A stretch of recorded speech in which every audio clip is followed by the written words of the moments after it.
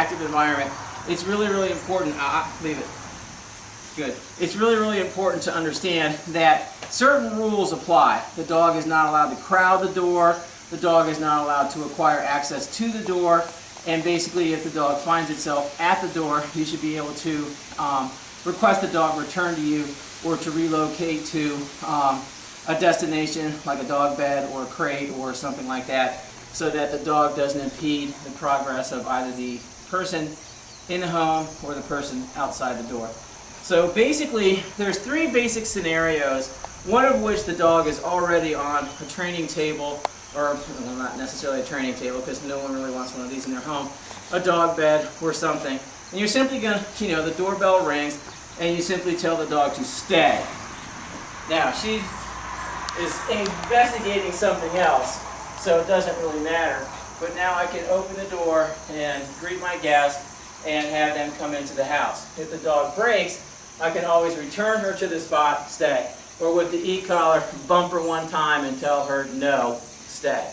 Then when I return, I reward her. Good girl. Nice. Stay.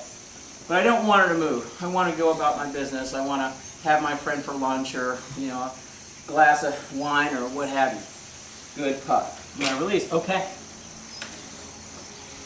When you go to greet a guest, it's the same thing. My husband Peter is going to demonstrate appropriate greeting behavior. And this is regardless of whether you're on a walk or whether you're, in an environment where the dog is going to meet a stranger. And what we're going to do is just set it up so that you can see exactly how to hold the dog appropriately. Now we're going to reposition ourselves. Come here, pumpkin. Heel. Sit. Heel. Sit. So that way when my husband comes in and around, he'll be stationed in front of the crate and he'll be able to demonstrate to you the appropriate conduct of the person greeting the dog while I give you the directions on the appropriate conduct of the dog. The dog should always be sitting. You should always tell the dog to wait or to stay. Either one is sufficient. All it does is forces the dog to remain in one position. You want to instruct your guests.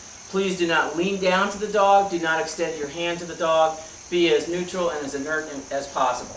She likes people. She thinks they're pretty cool. She also seems to think that they're Pez dispensers for her enjoyment. So what we want to do is teach her that control and self-control and a little bit of calm behavior is what engenders the reward that she's looking for. Stay.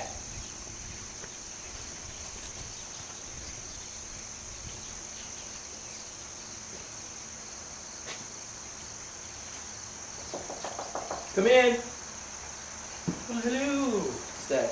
Hi, how you doing? Good, how are you? I'm training my dog right now, and I need for you to give me a hand. Okay. What I want you to do is just basically ignore her, and when you go to approach her, what I want you to do is just stand as still as possible, and then extend your hand palm down, allow her to sniff it, and I will direct her to leave it, at which time when she turns her head away, you want to stroke her under the chin or at the side of the face.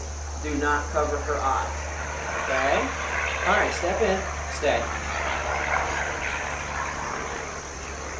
Leave it. Now you can pet her. Good. Leave it. Good. Very good. Very nice. Thank you very much for being so polite to my dog. Now get the heck out of my house. No, just teasing.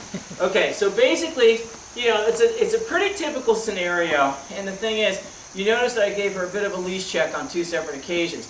Leave it means what you want, you cannot have. And one of the things that most people find offensive is dogs that lick or grab or basically sample with their lips. We don't want that, especially if there's kids, grandkids, neighbor kids, anything that's dog-sized or smaller. And essentially, even with adults, there's a lot of people who like dogs but like them from a distance. So having control over your dog is very, very important. So basically, once you've done that, you have a couple of choices. If your guest is going to be someone who's going to be there long term, you know that your dog has been exercised adequately. She doesn't need to relieve herself. It's not time to feed her.